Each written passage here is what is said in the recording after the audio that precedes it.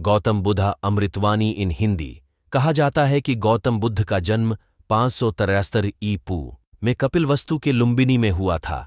वर्तमान में यह स्थान नेपाल में है। बुद्ध ने महज 29 साल की उम्र में ही घर गृहस्थी का त्याग कर दिया और दिव्य ज्ञान की खोज में निकल पड़े। बुद्ध ने दुनिया भर में लोगों के बीच अहिंसा, शांति, प्रेम, सद्भावना और त्याग का संदेश देकर समाज में फैली कुरीतियों को दूर करने का प्रयास किया। महात्मा बुद्ध राजा शुद्धोधन के बेटे थे, जो कि शाक्य गणराज्य के राजा थे। बुद्ध की माता का नाम माया देवी थी। जन्म के समय माता पिता ने बुद्ध का नाम राकुमार सिद्धार्थ रखा था। बुद्ध बचपन से ही शांत और गंभीर स्वभाव के थे। वे अपना अधिकांश समय एकांत में बैठने और चिंतन करने में बिताते थे। राजकुमार होने के बावजूद भी सांसारिक सुखों में उनकी कोई रुचि नहीं थी। जैसे जैसे बुद्ध बड़े होने लगे, उनकी सांसारिक रुचि भी खत्म होने लगी।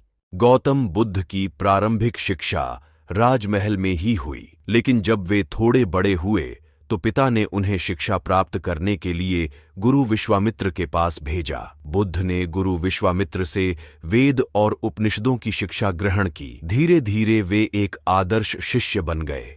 कुछ समय बाद बुद्ध का विवाह कोलीय वंश के राजा सुप्पबुद्ध की बेटी यशोधरा से हुआ। बुद्ध और यशोधरा का एक पुत्र भी हुआ, जिसका नाम राहुल था। लेकिन विवाह के बाद भी बुद्ध का वैराग्य भाव बढ़ता जा रहा था और सांसारिक सुखों के प्रति उनकी रुचि खत्म हो रही थी। इस तरह एक दिन बुद्ध अपनी पत्नी और बेटे को छोड़कर चुपचाप जंगल की ओर चले गए। बुद्ध अपनी आत्मा से जुड़ना चाहते थे।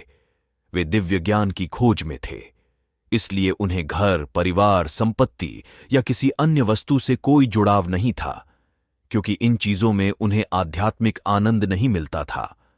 बुद्ध अपने मन में चल रहे कई प्रश्नों का उत्तर ढूंढने के लिए बोधि वृक्ष के नीचे बैठकर तपस्या करने लगे और 6 साल बाद उन्हें पूर्ण और दिव्य ज्ञान की प्राप्ति हुई। इस तरह से वे राजकुमार सिद्धार्थ गौतम से महात्मा गौतम बुद्ध बन गए। दोस्तों, पूरा कथा सुनने के लिए धन्यवाद।